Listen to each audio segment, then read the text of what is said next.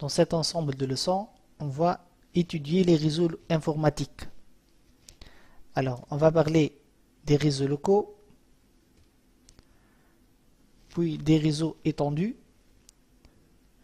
du protocole TCP/IP, le fameux protocole, de certains protocoles de routage, et on va finir par des exercices. Aujourd'hui, on va commencer par le premier chapitre, à savoir des réseaux locaux. Alors, le mot LAN, c'est un mot en anglais, c'est l'abréviation de Local Area Network. En français, on dit réseau local. Mais c'est quoi un réseau d'une façon générale? En quoi consiste-t-il? Le réseau, c'est un ensemble d'entités communicantes. Donc, on a un ensemble de points qui communiquent entre eux et il y a un flux qui circule entre ces entités.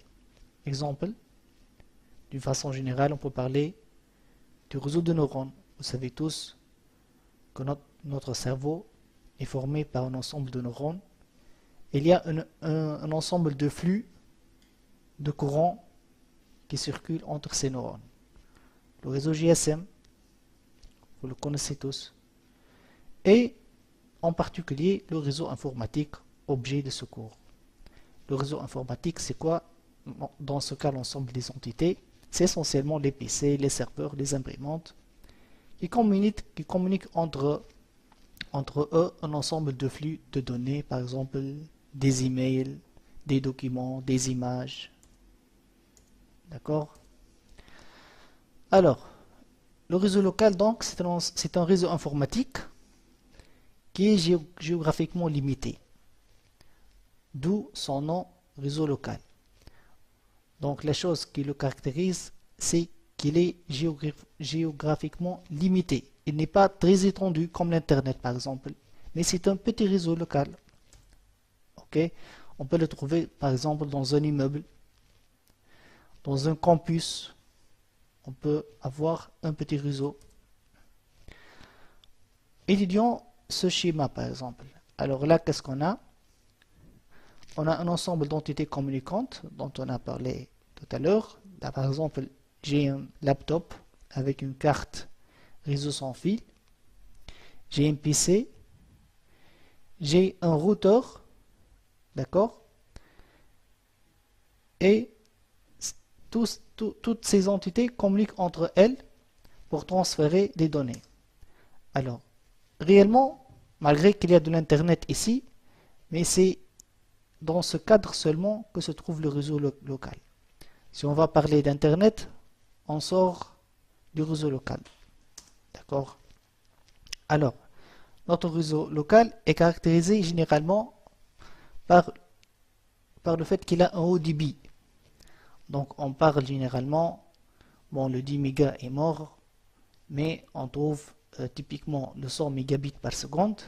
Ça veut dire que ce PC, par exemple, peut envoyer vers ce laptop 100 mégabits par seconde. Et on trouve aussi, surtout dans le monde des entreprises, le débit du gigabit. Un giga, c'est 1000 fois le méga. Et même, on trouve le 10 gigabits de nos jours dans les entreprises, bien entendu. Alors, quels sont les composants du réseau local? Évidemment, les données, puisque c'est le but d'avoir un réseau local. Les terminaux, comme on a vu, un PC, un ordinateur portable, une imprimante. Donc les données circulent entre les PC. Mais pour faire circuler ces données, on a besoin d'un ensemble de protocoles. C'est quoi un protocole? C'est tout simplement un ensemble de règles qu'on doit suivre pendant l'échange de ces données. D'accord? Et on a aussi besoin d'un ensemble d'équipements qu'on va appeler pour le moment des concentrateurs. Et on va voir ce que c'est que ces concentrateurs qui vont permettre le transfert des données entre les terminaux en utilisant des protocoles. Et bien évidemment, on aura besoin d'un support physique, par exemple comme le câble. Alors, les terminaux, comme je l'ai déjà dit, sont les PC, les imprimantes, vous le connaissez tous, avec la remarque qu'on a toujours besoin d'une carte réseau pour interfacer ce PC, par exemple, avec le support physique. La carte réseau, vous le savez tous, elle a cette forme. Donc, on trouve ici ce connecteur qui a un format assez spécial. C'est un format standard appelé RJ45. Alors, on a besoin aussi du support physique comme la paire torsadée, la fibre optique, le câble coaxial ou bien l'infrarouge. Parlons de la paire torsadée. C'est quoi la paire torsadée? Donc en fait, c'est un câble en cuivre mais qui est formé de 8 fils.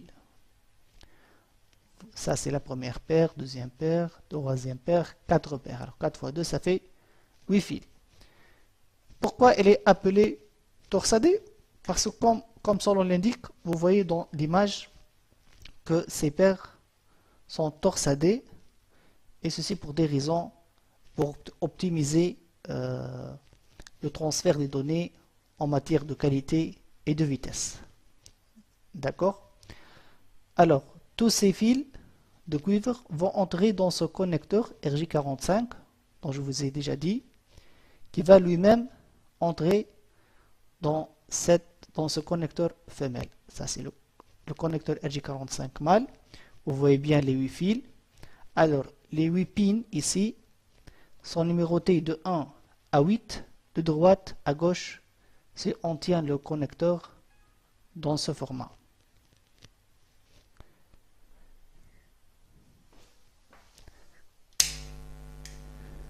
Une fois les paires torsadées vont entrer dans le connecteur, on aura ce format.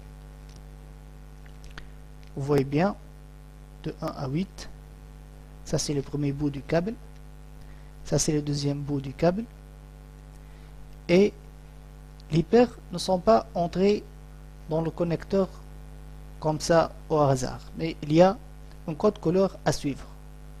Donc, de gauche à droite, on a le orangé, orangé blanc, puis la deuxième pin sera connectée au fil orangé, on aura le vert blanc, le bleu blanc, le vert, le marron blanc et enfin le marron. Alors le câble, s'il est construit de cette façon, on l'appelle un câble droit. C'est le câble typique que vous trouvez sur le marché. Et là, par exemple, ça c'est l'image d'un câble torsadé prêt à être utilisé. Et c'est le support le plus utilisé généralement, surtout dans les eaux locaux. D'accord. La fibre optique, par contre, elle n'est pas constituée de métal. C'est pas un câble en cuivre, mais en fait, la fibre optique est formée par deux brins de verre. Oui, c'est le verre, mais la fibre, elle est très fine, et dans cette verre va passer de la lumière et pas de l'électricité. D'accord? Alors vous voyez bien qu'on protège cette fibre par beaucoup de matériaux de renfort, d'accord, pour obtenir de la fibre optique. Donc on aura un brin de fibre pour l'émission, un deuxième brin pour la transmission, émission et réception, pardon. Par contre, pour ces 8 fils de cuivre, en fait, on ne les utilise pas tous pour le transfert de données, mais on n'utilise que la moitié. Le câble numéro 1, 2, 3 et 6. Ce sont les brins utilisés pour l'émission et la réception. Ça, c'est l'image typique d'une fibre optique. Alors, vous voyez bien que les connecteurs sont un peu différents. En fait, si le câble paire torsadé utilise un seul connecteur de format RJ45, la fibre optique, on peut trouver beaucoup de types de connecteurs. Ça, par exemple, c'est le connecteur appelé ST. Ça, c'est le connecteur appelé SC. Ça, c'est le connecteur appelé LC. D'accord? Alors, maintenant, voyons comment monter un réseau local simple. Alors, on va prendre un PC et un deuxième. Donc, on va faire un petit réseau constitué de 2 PC seulement. Bien entendu, les 2 PC contiennent chacun une carte réseau informatique. On va monter le câble droit. Donc, on a un bout RJ45 dans cette carte réseau et un deuxième en bout RJ45 dans la deuxième carte réseau. Mais dans ce cas, ce câble doit être un câble croisé. Ça veut dire quoi croisé? Ça veut dire que les 2 fils de transmission ici vont coïncider avec les 2 fils de réception ici, d'une façon à ce que les données transmises par ce PC soient reçues par la carte réseau de ce PC. Donc le code couleur qu'on a vu tout à l'heure ne sera pas respecté, mais on va inverser certains fils pour obtenir le câble croisé. Alors on a le 1 va prendre la position du droit. Par exemple ici le 1 c'est l'orange et blanc. Orange et blanc, on va le trouver à la 3e position et pas à la 1re position. D'accord? Émission dans la réception. Et le 2 dans le 6. L'orangé, il était dans la 2e position. Maintenant, on le trouve à la 6e position. Et on va faire bien sûr l'inverse pour le câble vert. D'accord? Donc, ça on l'appelle le câble croisé. Il est utilisé si on va connecter 2 PC directement. Alors, vous voyez bien ici que ces 2 PC maintenant sont connectés, ils vont commencer à s'échanger des données. Mais il y aura toujours le risque que les 2 PC envoient des données en même temps. Dans ce cas, l'information envoyée sur le support physique, elle ne sera pas comprise, elle n'aura aucune valeur. On aura ce qu'on appelle une collision, parce que les 2 signaux électriques vont se heurter et donc l'information perdra sa valeur. Et si on a une collision, donc on va perdre des données. D'où le besoin d'un protocole, un ensemble de règles qui contrôle l'accès aux médias, pour qu'on soit sûr que l'information envoyée est bien reçue sans avoir une collision.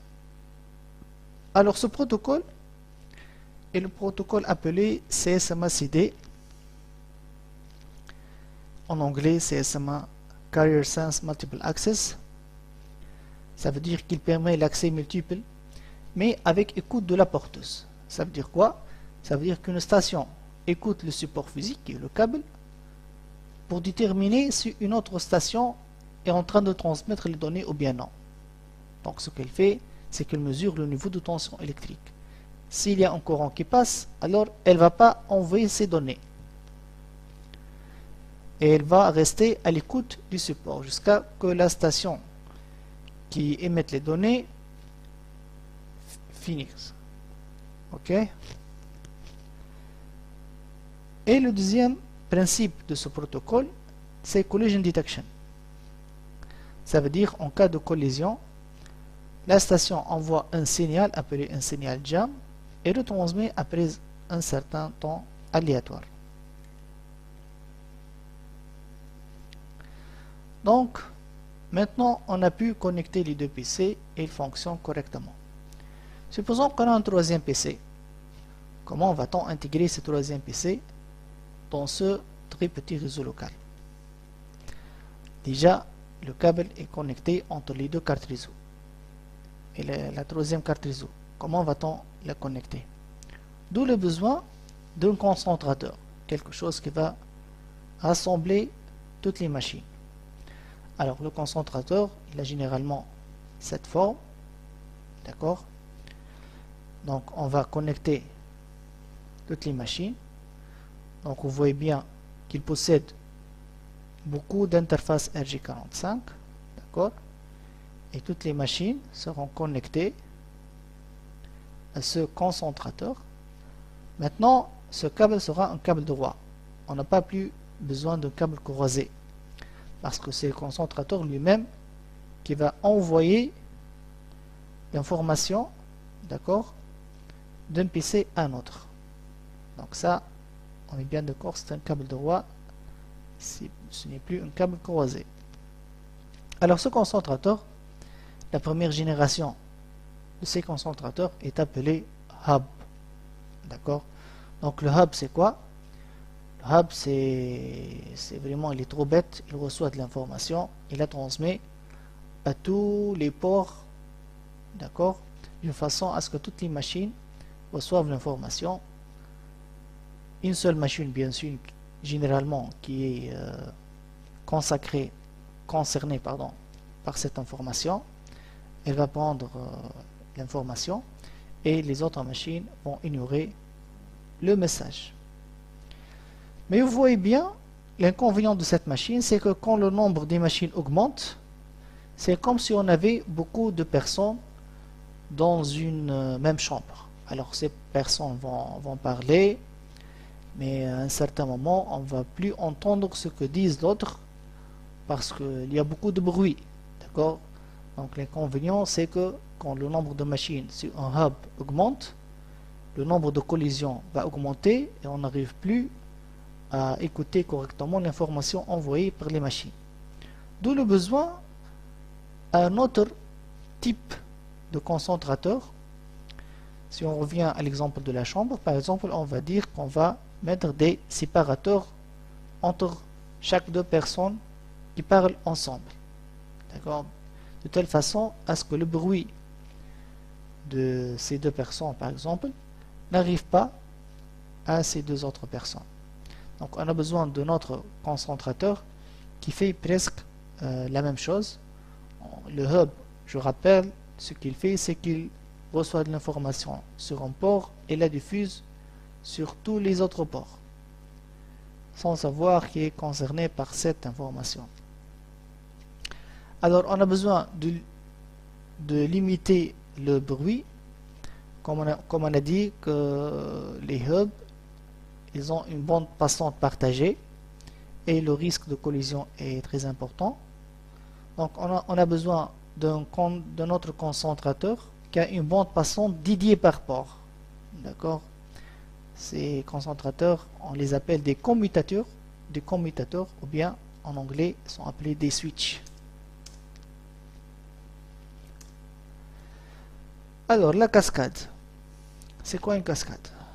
Pour comprendre la cascade, prenons cet exemple, on a un switch, donc maintenant on n'est plus avec le hub, on a un switch qui a 24 ports et 30, mais malheureusement on a 30 utilisateurs. Donc ça c'est mon switch, je vais connecter mes 24 utilisateurs, mais il me reste encore 6 utilisateurs. Comment je vais connecter ces utilisateurs sur le réseau local? Donc je vais prendre un deuxième switch, je vais connecter mes 6 machines restantes, et après ces machines ils peuvent communiquer ensemble, ces machines aussi elles peuvent communiquer ensemble, mais une machine de ce groupe ne peut pas communiquer avec une autre machine de ce groupe. Donc c'est quoi l'idée? L'idée c'est de mettre un câble entre ce switch et ce switch, d'accord? Ce câble, on l'appelle un câble de cascade. Et on dit qu'on a fait une cascade entre les deux switches d'une façon à ce qu'une machine d'ici peut communiquer avec une autre machine de ce groupe. Alors ce câble généralement doit être un câble croisé. C'est comme si on a connecté un PC à un PC. D'accord? Ce câble, comme aussi ce câble, généralement il ne doit pas dépasser la longueur de 90 mètres. D'accord. Mais si cette distance elle est supérieure à 90 mètres, qu'est-ce qu'on fait? Alors dans ce cas, on doit utiliser la fibre optique. La fibre optique, il y en a beaucoup de genres. Donc, par exemple, il y a la fibre optique multimode. Elle permet un débit de 1 gigabit jusqu'à 550 mètres. Mais si on va dépasser les 550 mètres, on peut aller jusqu'à 10 km par la fibre monomode. D'accord? Mais généralement, si on est dans le cas d'un réseau local, on utilise généralement la fibre multimode. Généralement 500 mètres, c'est largement suffisant si on parle d'un réseau de campus par exemple. Alors les caractéristiques des switches, comment choisir un switch? Le switch, bien sûr, parmi ses caractéristiques, c'est la vitesse du port. Comme j'ai déjà dit, la vitesse de nos jours d'un port, c'est de 100 mégabits, voire 1 gigabit pour les nouveaux switches. Le mode duplex, ça veut dire quoi duplex? Alors on dit que le duplex est half duplex si le port peut émettre ou recevoir mais pas faire les deux en même temps. Par contre, il est dit en full duplex lorsque le port peut émettre et recevoir en même temps sans avoir de collision. D'accord? Donc ça veut dire qu'un port en mode half duplex, généralement on trouve de la collision si le switch veut envoyer vers la machine et la machine veut envoyer vers le switch. Par contre, si les ports du switch supportent le mode full duplex, dans ce cas, alors il n'y aura plus de collision théoriquement, d'accord, et même pratiquement, parce que le switch peut envoyer vers la machine et la machine peut envoyer vers le switch en même temps. Parmi aussi les autres caractéristiques d'un switch, c'est le auto-MDX. Ça veut dire quoi l'auto-MDX? Rappelez-vous que je vous ai dit que ce câble doit être un câble croisé. C'est comme si on a connecté une machine à une autre. Mais les nouveaux switches de nos jours supportent le mode auto-MDX qui autodétecte le câble. Ça veut dire qu'on peut mettre aussi un câble droit ici et c'est le switch qui fait de l'autodétection. Donc il essaie comme si le câble était un câble croisé. Si ça marche pas, donc c'est lui qui va inverser d'une façon à ce que même un câble droit ici peut faire l'affaire et communiquer ce groupe avec le deuxième groupe. D'accord? Donc soyons un peu pratiques. Maintenant on va construire un petit réseau local. Alors généralement, si on va parler d'un réseau de campus par exemple, donc ici on a une armoire informatique. Cette armoire on l'appelle répartiteur. On a trois armoires en fait. L'un des répartiteurs est appelé répartiteur général, d'accord, et on a deux sous-répartiteurs.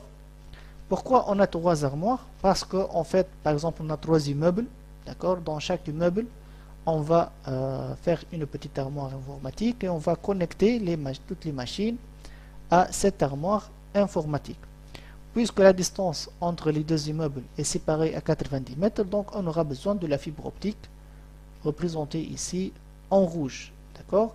Par contre, toutes les machines de cet immeuble sont connectées en cuivre au répartiteur général. La même chose, bien sûr, pour les utilisateurs dans cet immeuble et les utilisateurs dans cet immeuble. D'accord? Alors, elle consiste quoi, ce répartiteur? Alors, l'armoire informatique, elle a généralement une largeur standard appelée 19 pouces. D'accord, 19 U.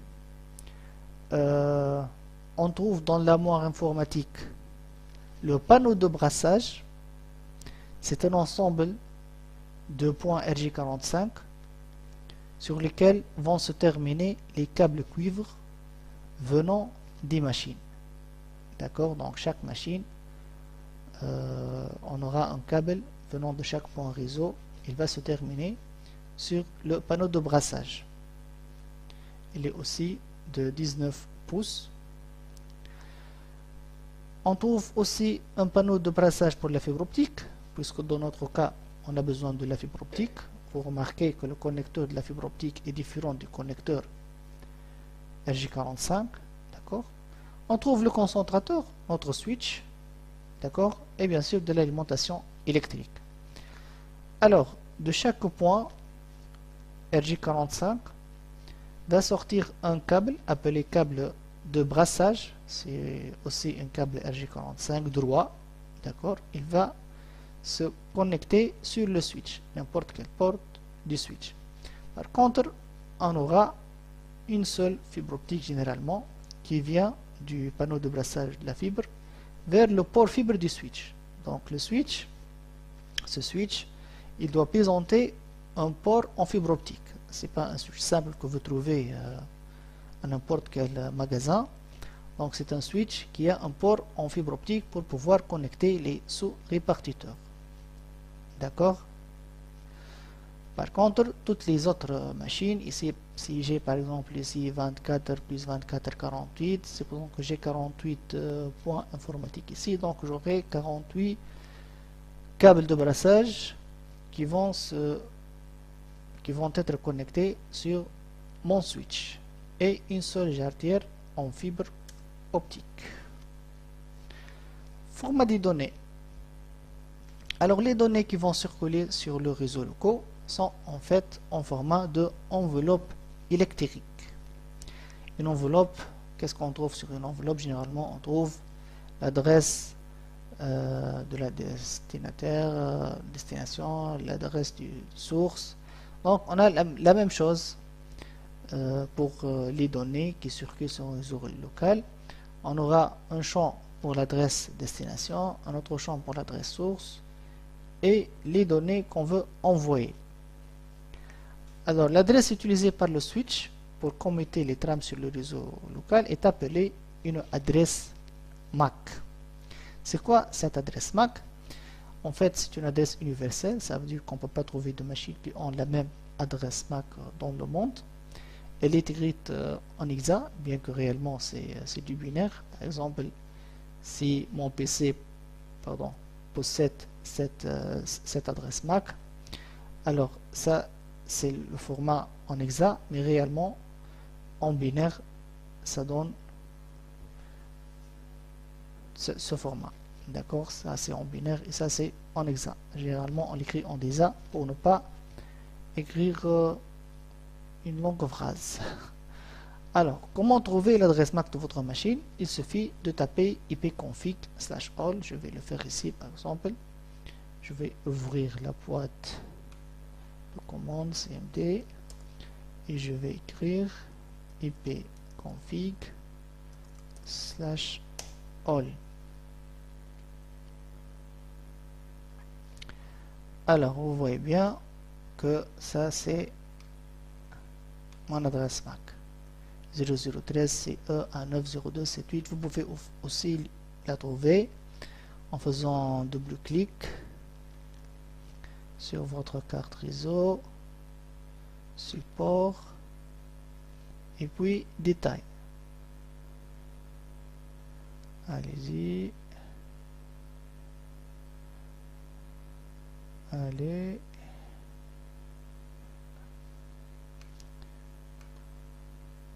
Et ben voilà ma machine qui se plante. Alors, c'est pas grave.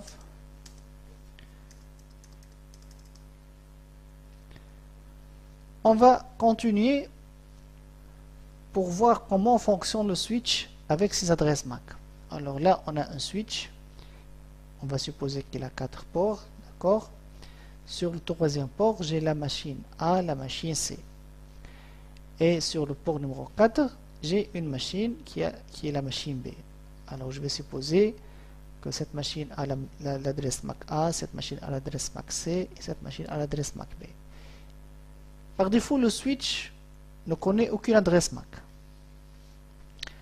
Donc il va apprendre, il va voir que la machine A veut envoyer une information de A à B. Donc il va voir le champ MAC source. Alors il va trouver la MAC source CA qui vient sur le port 3. Donc il va écrire dans une table inter qu'on appelle une table de commutation que l'adresse MAC A se trouve sur le port 3.